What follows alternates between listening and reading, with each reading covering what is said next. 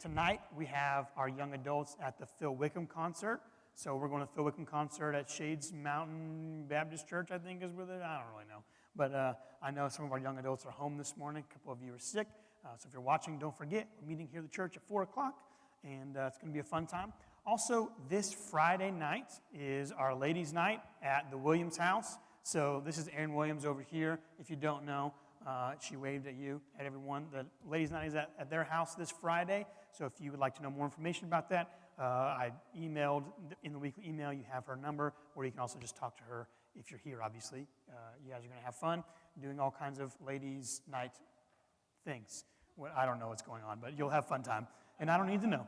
I've been told I don't need to know. So, and then next Sunday is our Thanksgiving service. So we're going to have a great Sunday next Sunday. It's going to be super fun.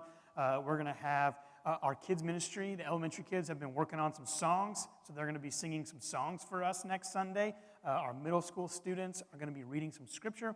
We'll have a Thanksgiving message. Then afterwards, we're going to have a potluck. So bring a food item to share. We'll have food, and then also a bonfire after service. So we'll have a bonfire out on the patio over there. It's going to be a great time, just hanging out, enjoying your church family as we lead up to Thanksgiving. So that's going to be a lot of fun. That's next Sunday. Then also, we have a very fun December coming up. So a few things to know about this December. The first one is our ugly sweater and hot chocolate sundae. So your goal on December 5th is to outdo me with your ugly sweater, all right? But like I said, I will take off the ugly sweater before I preach, because the last time, a couple times I preached with an ugly sweater, you couldn't take me seriously. And so I was like, well, did you listen to Jesus at all? Like, no, we were just staring at the cats on your sweater. So that'll be the Sunday the 5th. Then the 12th, we have our Christmas candlelight family service. So typically we've done our family service the week right before Christmas. But I know a few of you have missed that because as soon as school's out, boom, you're off to vacation visiting family. So we moved it up a week this year. So Sunday, December 12th, we'll do a candlelight service here. It'll be fun. All the kids will be in here with us. We'll sing Christmas carols. We'll talk about Jesus, obviously, in the birth. And then we'll have a candlelight ceremony. It'll be fun. December 19th, we're going to do Christmas Unplugged. So we'll still be here the week before Christmas, obviously. And we're going to do an acoustic set and some special food items and stuff that day. So it'll be fun for those of us that are here. Then on the 26th, which is the day after Christmas, we're going to do Family Church at home. So what we're doing is we'll have a virtual service that day online, but we're encouraging you to spend that day with your family and do church together as a family in your living room. I know some of you will have family in town, you know, your kids or your grandparents or your parents will be there. We encourage you to gather around together and have church together. Or we also encourage you to invite someone in your church family over, you know, hang out with somebody in the church family and just have a good time at the house. I think sometimes when we think of church, we think of coming to a building when that's not what church is. Church is us. We are the church. So on this day, we're going to give all of our volunteers a break from being here and volunteering and serving the day after Christmas. Instead, we're going to say, hey, we'll do everything online for you, and then you can spend it with your family. So that's November and December, all the fun things happening. If you are joining us online this morning, you know your connection card and giving, you can go to the website. But also, I know a lot of you are sick.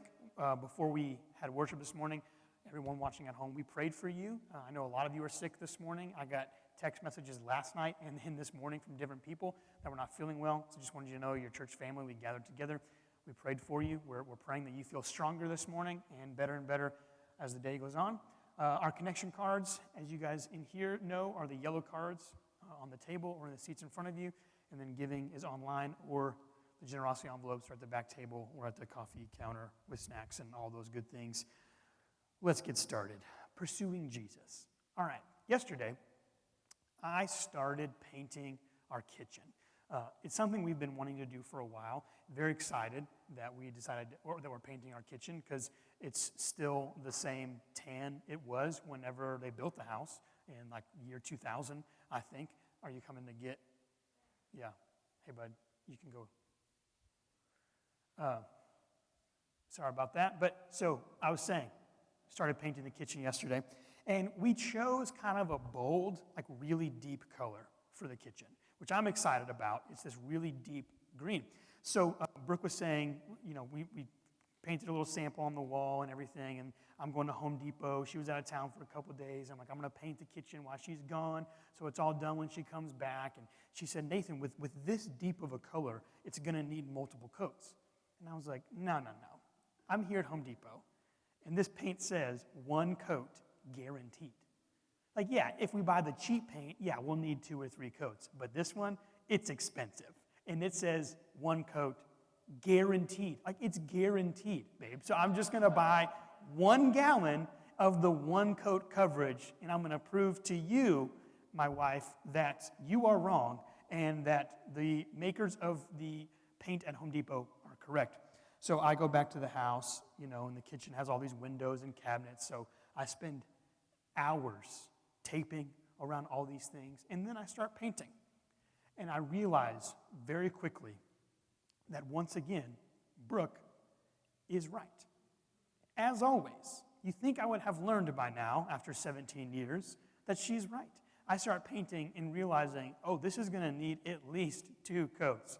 So I do 1 wall, and I put the 2nd coat on, and then I realized 2 coats wasn't even enough, and so I started applying the 3rd touch-up coat. The thing is the paint color was so deep that it needed a few coats. This morning, as I was praying about what to talk about, Josh and I were speaking last week after he talked about worship, and I was like, man, what he talked about was so deep, it needs a 2nd coat. So we're doing worship part 2 this morning.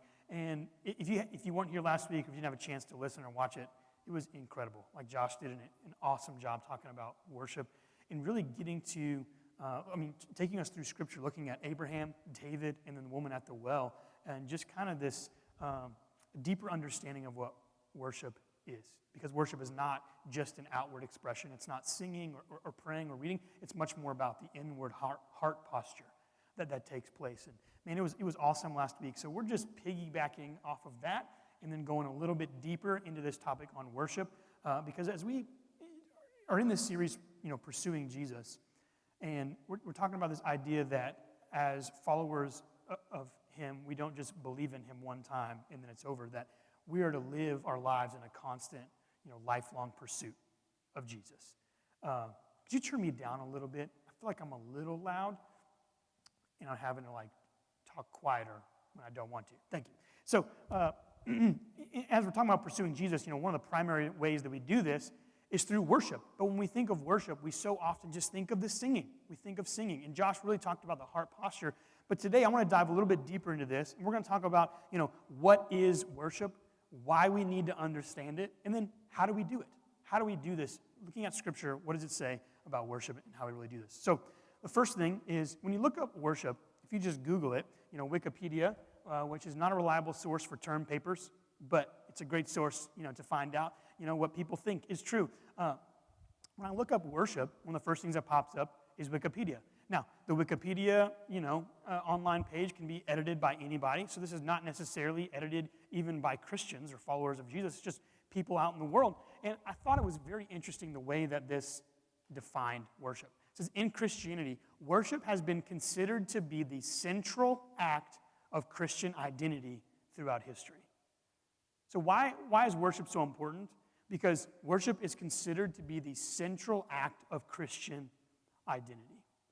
As Josh talked about last week, worship is about this heart posture. It's the central act. It's the central part of our identity as followers of Jesus, is that we live our lives in worship of the Father. All right? The worship of God is at the very core of what it means to be human. Now, we believe this is true. At the very core of what it means to be human is this idea that we are worshipers of our Creator. God created man. He placed Adam in the garden. He would walk with him and talk with him. This idea that we position ourselves in a place of surrender, in a place of worship, in a place of magnifying our God is at the very core of what it means to be human. Here's the thing. There's a war going on for our worship. There's a war for our worship. Now, I like a good fight scene, in any movie. And I like this idea of, good versus evil and people fighting, against one another. And that's what's taking place every single day. There's a war for our worship. In Isaiah chapter 14, Isaiah talks about, and this is Satan, this is Lucifer talking, all right? So before the world was created and all that, Lucifer said, I will ascend to heaven. I will raise my throne above the stars of God. I will sit enthroned on the mount of assembly. I will ascend above the tops of the clouds. I will make myself like the Most High. And it's because of this act of pride that Lucifer was thrown out of heaven, that God cast him out, and then a third of all the angels went with him, and those are the demons, all right? So the Satan and a third of the angels, which are demons, were cast out of heaven because he was craving worship, because he wanted to be worshipped. All right, now Lucifer in heaven, he was the minister of music. Like his actual organs, were musical instruments. So when he breathed his breath of music, of worship to the Father, and he realized, I'm this beautiful being that was created, and then pride began to creep into his heart, and he tried to elevate himself to the place of, I will ascend above the tops of the clouds. I will make myself like the Most High. He's trying to place himself on the same plane as God. So God cast him out. And then, from that time, he desired worship when he was in heaven. He desired praise. He desired glory, so he wanted to be like God. And since that time, he's still craving recognition. He's craving worship. So there's a war going on for our worship. Now, Satan is very cunning and deceitful. So there's a war for our worship, but he knows that it would be virtually impossible for him to convince the masses of the world to literally become Satan worshipers. So what he does is he deceives us into worshiping the things of this world, which in turn are him. So that's what he does. There's this war going on for our worship. Basically, what Lucifer is saying here is, I want to be worshipped. I want to be worshipped like God is worshipped. So if we don't believe that Satan wants our worship, we can look not just in the Old Testament, but also in the New Testament. Jesus is in the wilderness and he's fasting. So he's tired. 40 days, 40 nights, he's fasting. He's weak, he's tired. Satan shows up and they have this conversation. And so part of this conversation is there's 3 temptations that Satan tempts Jesus, and then this is one of them. The devil took Jesus to a very high mountain and showed him all the kingdoms of the world and their splendor. And look at what Lucifer says. Look at what Satan says to Jesus. All of this, all these kingdoms, all this, I will give you if you will bow down and worship me. See, Satan is warring for our worship. He craves our worship. So much so that he meets with the very Son of God and says, I'll give you all of this if you will bow down and worship me. Now, there's something very ironic taking place here that is interesting. In the Old Testament, in Psalms, God tells David in the Psalms, he tells him that he's going to give the Son of God, the Messiah, is going to inherit all of the kingdoms of the earth. So Satan is promised to give Jesus something that Jesus already possesses. Jesus is the heir of everything on earth. And he says, I'll give you all these things because for a time, Satan thinks that he rules this planet. But what he's doing is he's trying to get worship. He wants our worship. He wanted Jesus' worship. So why is understanding worship so important? What is worship? It's at the very core of what it means to be human. It's a central act of Christian identity. What is worship? It is an internal posture. Now, why is it important for us to study worship? Why is it important for us to understand worship at a deep level? Because the first thing is we are worshipers. It's at the very core of what it means to be human, to worship God. But because of our sin in the Garden of Eden, whenever Adam was kicked out of the Garden of Eden, the fact that we are worshipers didn't stop, yet the object of our worship began to shift and change. See, the thing is that we are worshipers. No matter what age we are, no matter what stage of life we're in, we're worshipers. Now, we get to choose what we worship, but there's no denying that we are worshipers. Not only is it important to understand that we are worshipers, it's also important to understand that we become like what we worship. Whatever we worship, we become like that thing. If we worship Jesus, we become like Jesus. Psalm 115, David writes, but their idols are silver and gold made by the hands of men. Those who make them will be like them, and so will all who trust in them. Now, whenever I've thought about the Old Testament and the idols that they worshipped, and we even see this today in Eastern cultures, making idols and worshiping those idols, it was always very confusing to me. It was like, why would you worship something that was created by the hands of another human? Like, it just doesn't make any sense to me. Like, I never got it.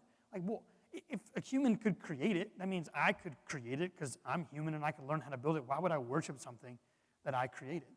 But we've seen that throughout history, that humanity creates things and then worships those things that were created.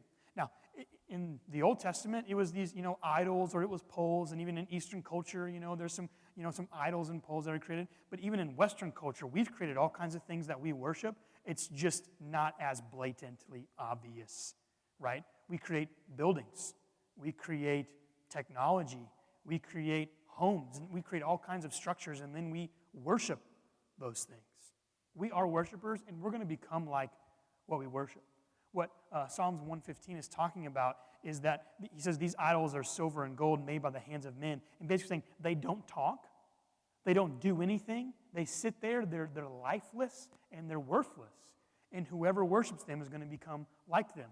Isn't going to be able to speak. Isn't going to be able to do anything. Is going to become worthless. See, we are worshipers, and we're going to become like what we worship. Now, when it comes to worship, there are two different roles in worship. There is the giver of worship, then there is the receiver of worship. Now, we know that when it comes to worshiping Jesus, that we are the givers of worship, and he is the receiver of worship. Like, we know that. I mean, we understand that. No one would come in to this place on a Sunday morning and say, like, oh, I'm the one who's getting the worship today. Like, everybody's going to be singing to me. Like, we know, cognitively, we know that Jesus is the receiver and that we are the giver. Yet, so often in worship services, in worship environments, we can easily start to act like we are the receivers of worship. Even though we know we're not, we know it's Jesus, we start to act like the worship experience is about us, right? It's about my likes, my dislikes, my preferences. It's about my mood, what songs I like, what songs I don't like, right? The style of music I like, is it too loud or is it too soft? I mean, faith communities, church families have been split countless times over thousands of years because they couldn't agree on the proper way to worship God. What really was happening is they were being split because they're saying, I'm the receiver of worship because it's about me. Think about it like this, all right? Instead of receiver and giver, think about audience and performer, all right? So there's the audience, and then there are the performers. When we come in, we think like, oh, those on stage, like those are the performers, and then we're out here standing or sitting in the seats, like we're the audience. They're the performers, and we're the audience. So whenever we think of this idea, we know mentally that God is to be the receiver of it, and we're the givers of it. But when we come in here, and kind of even our environment plays into this idea that, well, I'm out here, I'm the audience, and they're the performers, making me think, well, it's actually about me. It's about my preferences and my likes. When a more accurate understanding of this idea of corporate worship together is that this entire building, this whole room, is the stage. Like, think about that. As you're sitting there, as you're standing there, singing, you are actually on the stage. You think, this is not the stage. All of this is the stage, and then there's an audience in heaven who is God. He is the receiver of worship. So often, we approach worship completely consumed with what we are going to get out of it. What am I going to get out of this worship experience? How would your perspective of corporate Sunday morning worship time shift if you walked in thinking, what can I give to God today? How would that mentally, I'll be honest, like I've taught this exact same message. I mean, not like word for word, but like, I've taught a similar message probably 3 or 4 different times in different environments. And I'll still walk into worship at times and think about what I'm going to get from it. Because our God is so good that when we are worshiping, he showers blessings and peace and all this stuff. But so often, because our God is so good, I start to think about, what am I going to get? What am I going to get out of today? And start thinking, what am I going to give to God? Worship is not about getting, it's about giving. God, this is what I have to give to you. I'm going to sing, I'm going to pray, I'm going to declare, raise my hands, put them to my side, whatever it is, but my heart posture is going to be one of giving today. How would your perspective, how would your worship experience change if you thought, what can I give instead of what can I get? The great thing about God is whenever we open ourselves up and we give ourselves to Him, He does shower His gifts upon us. But we're never supposed to seek God for His gifts. We're supposed to seek God for who He is, and then His gifts come as a byproduct.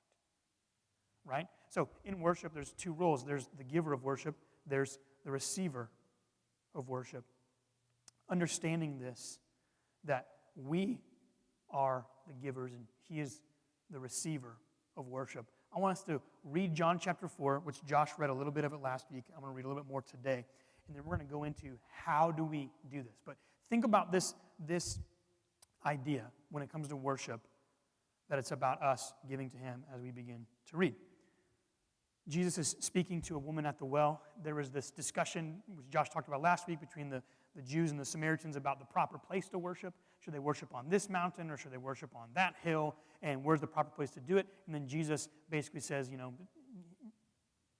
time is coming and has now come when true worshipers will worship the Father in spirit and in truth, for they are the kind of worshiper the Father seeks. She says it doesn't matter what physical place you are in. It's not about a physical place, right? It's about worshiping in spirit and in truth, for they are the kind of worshipers the Father. There are true worshipers.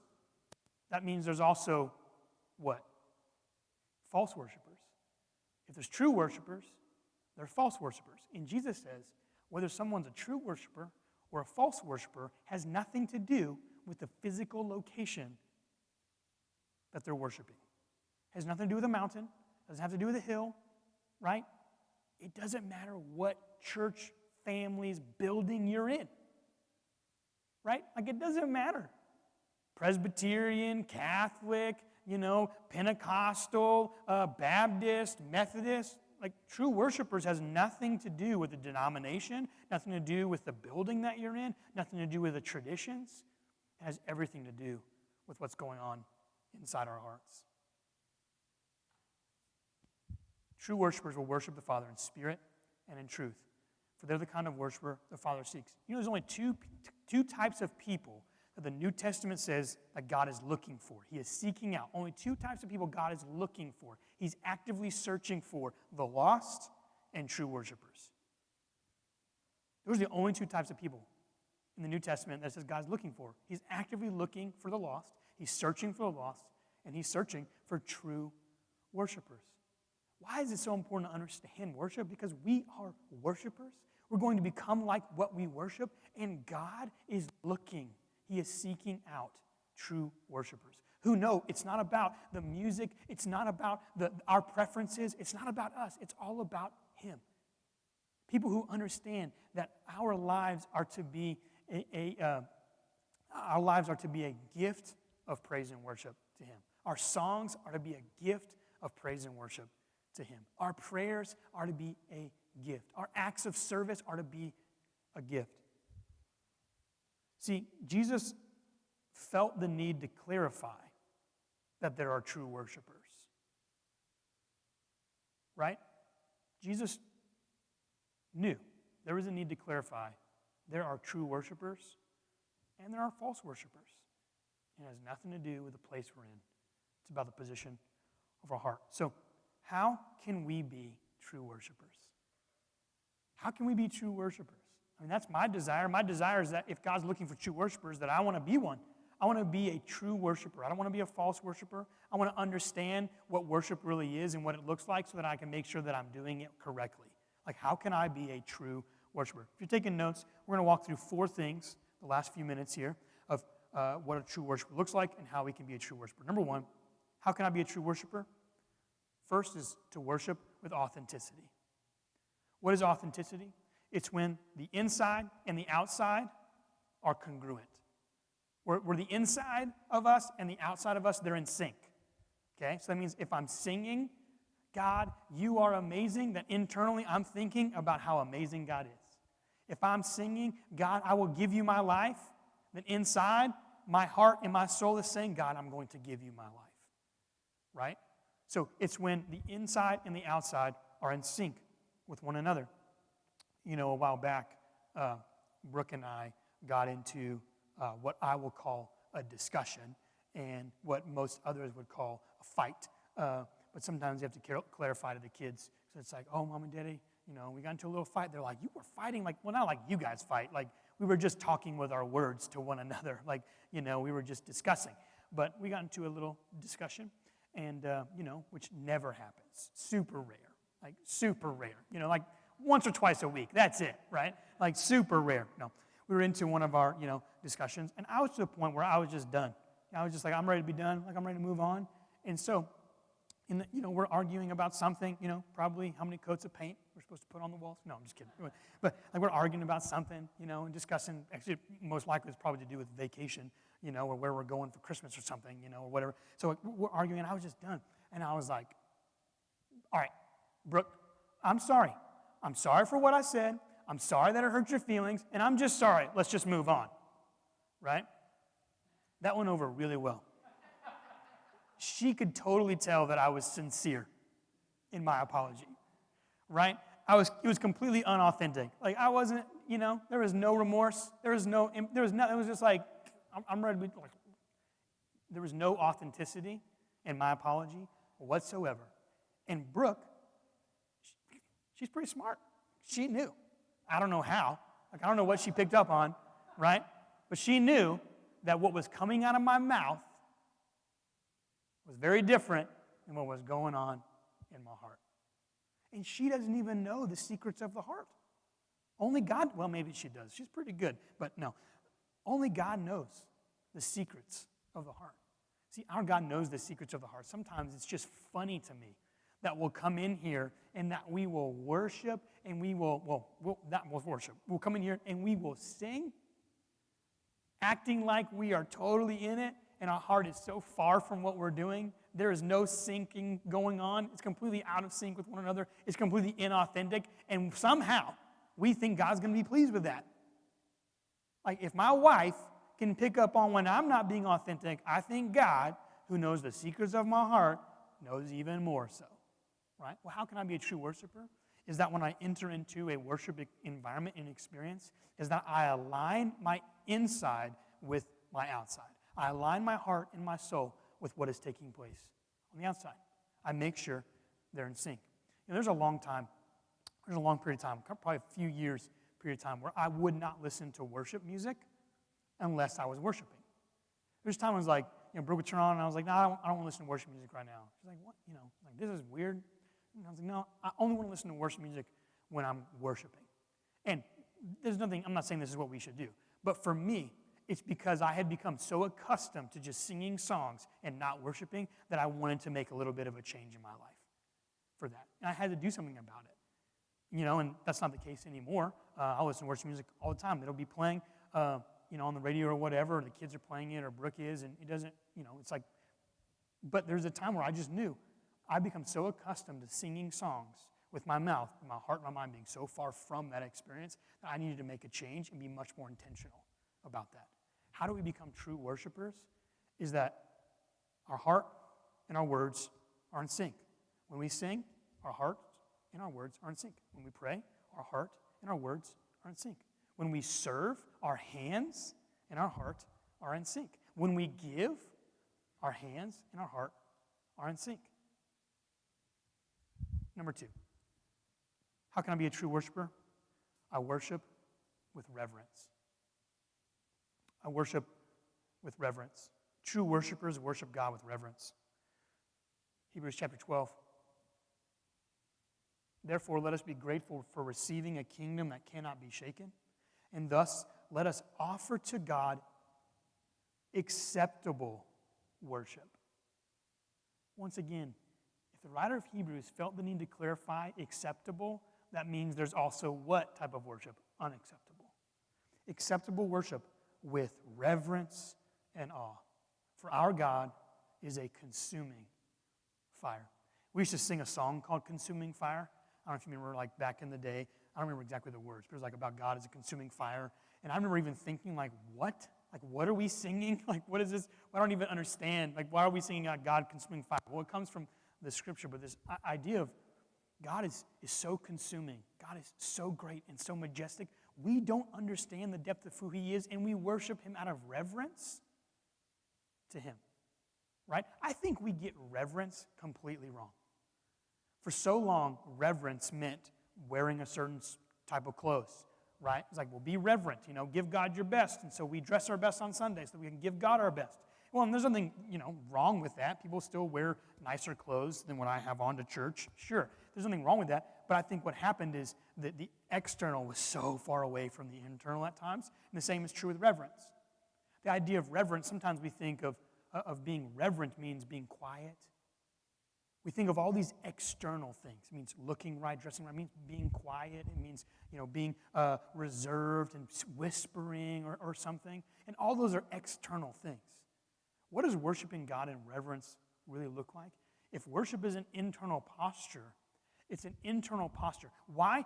If someone, very important were to walk into the room, maybe the CEO or like a president or a king or someone were to walk into a room, and then everyone gets quiet because they're the person that's, out of reverence to that person, what are they really doing? Really, they're saying, I'm thinking about them instead of about me. That's what reverence is I'm thinking about God instead of about me. Worshiping God with reverence is saying, in this moment, I'm going to place my thoughts, my focus, and my attention on him and not on me. Man, how many times do we sing songs and we are thinking about us?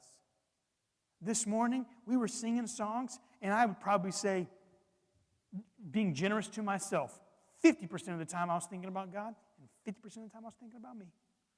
And that's being generous. Probably more like 60-40 I was thinking about me. Like, I don't know, maybe 70-30. But it's like, it's just natural we do this. But what does it mean to worship God with reverence? It means to think about God. Worshiping God with authenticity is when the outside and the inside are in sync. Worshiping him with reverence, it means thinking about him. Thinking about his desires. Thinking about his purposes. Thinking about his glory, his majesty, his goodness, his grace. It's thinking about God. I think we often take God lightly.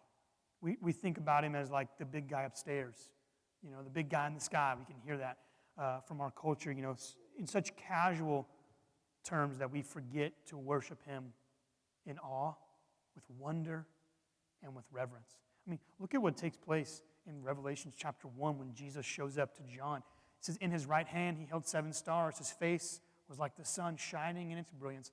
When I saw him, I fell at his feet as though dead.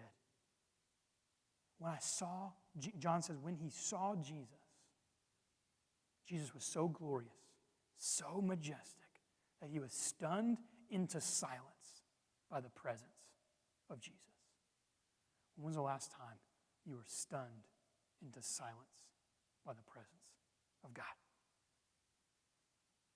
When was the last time you were thinking and positioning your heart towards God in such a powerful and profound way that you were stunned into silence? As though dead. What does that mean? There was no motion. He wasn't moving. Perfectly still. Worshiping God with reverence, with awe and wonder is recognizing his beauty, recognize his power, and thinking so much about him that all the internal, all the external motion just stops. Because we're with the creator of the universe and we're worshiping him. True worshipers worship God with authenticity. They worship him with reverence. Number 3, they worship with zeal. With zeal. Or I wrote here in surrender. Zeal and surrender. Worshiping God with zeal and surrender is worshiping God unhindered by the things of this life. That's what it is. It's worshiping unhindered. That the things of this life, money, homes, worries, fears, anxieties, all that stuff, I'm not worrying about any of that. The fear of man, what other people think of me, the fear of acceptance, all that's out the window, and I just worship God unhindered. Josh talked about David last week, how he was dancing before everyone. And really what he was doing, as Josh talked about, was laying down this idea of this kingship and picking up one of a prince, that God is the king and I'm the prince. So he was dancing with all his might. You know, and one of the things that we talked about that Josh didn't have time to get into was that when David was dancing, he said that he will be even more undignified. Even more undignified, right? He's saying, even more so, I'm going to worship even more unhindered than this. Not hindered by what people think the king should look like, the king should be. Unhindered by the worries and fears of what people think. Unhindered by life. And just worshiping with zeal. I skipped a slide. I'll go back to it because, I don't know if we all know what zeal means. But zeal is great energy or enthusiasm in pursuit of a cause or an objective. Worshiping God with zeal is saying with great energy, with great enthusiasm, in pursuit of a cause, in pursuit of Jesus, I'm going to worship him with zeal, with complete and total surrender, unhindered by the things of this life. What does it look like to worship with zeal? It doesn't mean you have to dance like David danced. Okay? It doesn't mean you have to dance like David danced. If you're not a dancer, you don't have to dance. Worshiping with zeal is worshiping God with your zeal, with your passion, what you enjoy doing before the Lord. David likes to dance, so he danced before God. I mean, you can dance if you want to. You can leave your friends behind. But if you can't dance, and if you won't dance, you're still a friend of God. Because he doesn't really care about your dancing. He cares about your zeal, all right? But you're no friend of mine. Just kidding. True worshipers worship God with intimacy. Worshiping with authenticity is when our inside and outside are in sync. Worshiping God with reverence, it means thinking about him and not about us. Worshiping God with zeal means worshiping unhindered by the things of this life, unhindered by what other people may think of us. And then there's worship with intimacy. What does it mean to worship with intimacy? It means to be completely vulnerable before Jesus. Right? Intimacy means connection. It means vulnerability. So many times we can come into a worship environment, we can go into our prayer time, we can go, doing something, for God, or all the different ways that we worship, whatever it is. We can go into that experience of worship, and we bring part of us, but not all of us.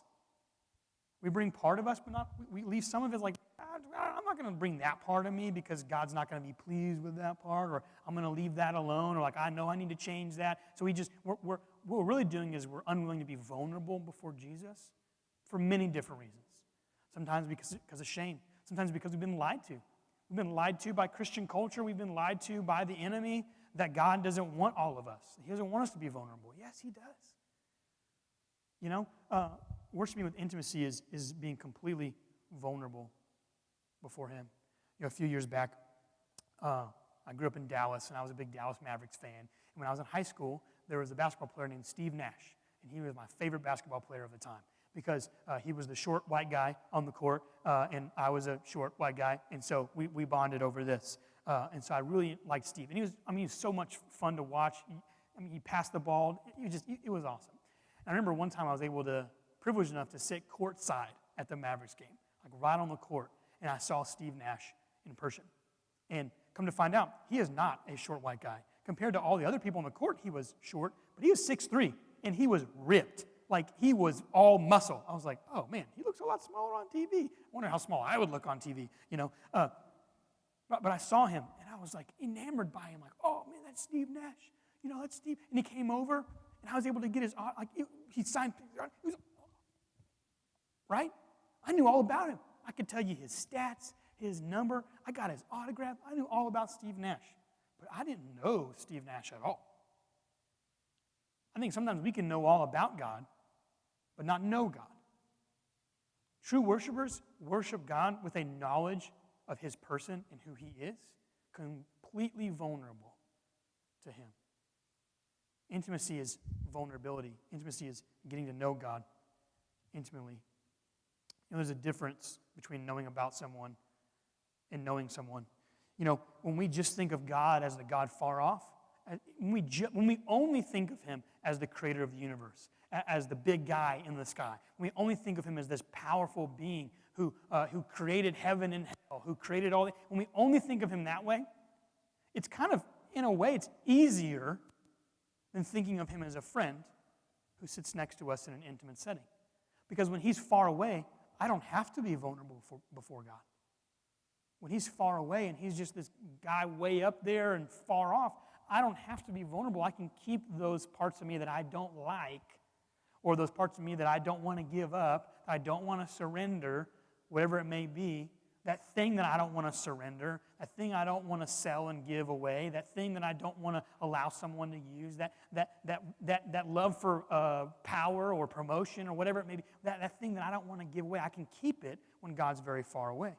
But true worshipers worship him in spirit and in truth, and with this intimacy, allowing God into every piece of, all of us being completely vulnerable before him. So how do we become true worshipers? It's when our inside and our outside are in sync with authenticity. It's whenever we think about God instead of about ourselves. It's when we worship unhindered with great enthusiasm for God. And it's when we worship with vulnerability, with intimacy, getting to know him, worshiping him for who he is, not just for what he has done. There's a distinction there. And both are okay. It's okay to worship God for what he's done. It's okay to be grateful, to thank him for forgiveness, for grace. That's an important part of worship. But sometimes we just need to worship God for who he is, not for what he's done for us. We need to thank him for who he is. We need to worship him because he's glorious, because he's powerful, because he's creative. All of those things, worship him for who he is, not just because of what he's done. And that happens in an intimate way, in a closeness. Romans chapter 12, verse 1, Paul writes, "Therefore I urge you, brothers, in view of God's mercy." The reason we can be completely vulnerable with Jesus is because he's merciful. Because when we bring him those parts of us that we're not proud of, when we say, here is all of me, here's all of me, Jesus, all of my mistakes, all of my mess, all of my hurts, all of my hang-ups, all of my habits, here's me, the good, the bad, and the super ugly, here's all of it. Jesus is so merciful that he says, I love you as you are right now. I'm not asking you to change before I love you. I love you deeply and completely as you are. He says, in view of God's mercy, that he doesn't hold our sins against us, because God is so merciful, he says, offer your bodies as living sacrifices, holy and pleasing to God. This is your spiritual act of worship. It's to offer our heart, our soul, our mind, and our strength as a living sacrifice. I'm alive, and I'm giving everything I am to him. This is your spiritual act of worship. Would you pray with me today?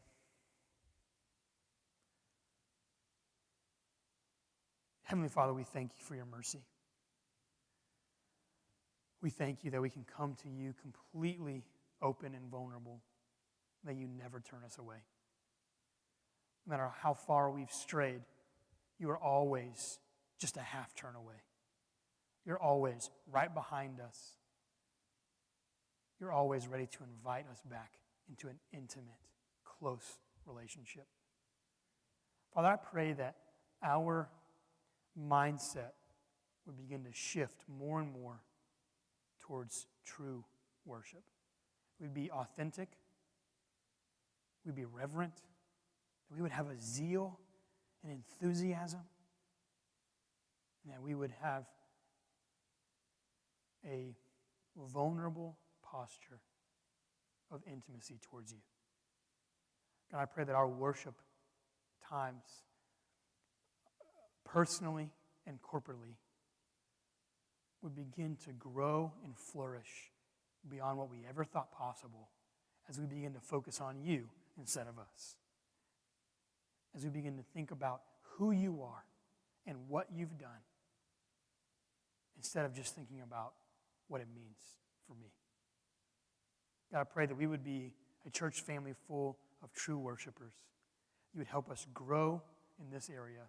In Jesus' name, amen. Amen. Amen. Well, would you grab your yellow connection card with me this morning? It's in the seat in front of you, or if it's online if you're online, or it's online if you're in here on your smartphone, or it's on the table in front of you. On the back side, it says, "This week I will." What's my next right step? So this morning, I want you to think about the four ways that we talked about being true worshipers. This week, what I want you to write down and think about is, which one of those are my biggest area of growth? Which one of those experiences, those type of worship and truths? Do I need to grow in authenticity? So many times I sing, but my mind and heart's not in it. Do I need to grow in reverence? I need to start thinking about God a lot more than thinking about me. Do I need to grow in zeal? Do I need to grow in enthusiasm for worship? That I'm not expressing my worship to God in an enthusiastic manner for me. Remember, you don't have to dance, right? You don't have to be like David, but what is your expression of worship? Maybe you need to grow in that. Or maybe it's, I need to grow in intimacy. As I look at those four, I can easily begin to pinpoint areas of growth in my own life. We all need to grow, but what is of those four, which one do you have the biggest growth, or which one do you need the most growth in? And then that's what I want you to write down this week, is that this week I will grow in authenticity. I will grow in zeal. I will grow in this. I think sometimes we can even fill these out, or we can think about what God applied to our life, and it can be very ethereal, or abstract, and sometimes not really concrete. But I think this week, if we write down, I'm going to grow in authenticity, that can be a very concrete action. This week, I'm going to start making sure inside now, I'm going to grow in zeal. I can express myself more than I did last week. If you put your hands here, usually it could be here next week, or whatever it may be for your expressions. Like, I'm going to grow in that, or I'm going to grow in intimacy this week. We write it down for two reasons. One, gives action steps, put legs to it, but also it means that we're praying for you, and I can know what your area of growth is and be praying for you in that. Prayer is powerful. We want our prayer team to pray for you, and I read over these and pray over every single one, every single week. So if you have a prayer request, also I'd love for you to fill that out. So we can be praying for you even beyond that. And then, if you are choosing to follow Jesus for the first time or the 15th time, we'd love to know about that and pray for you as well and send you a resource. Would you stand with me this morning? I love you so much. Let's make a difference this week in someone else's life. We'll see you next time or in a minute by the coffee counter.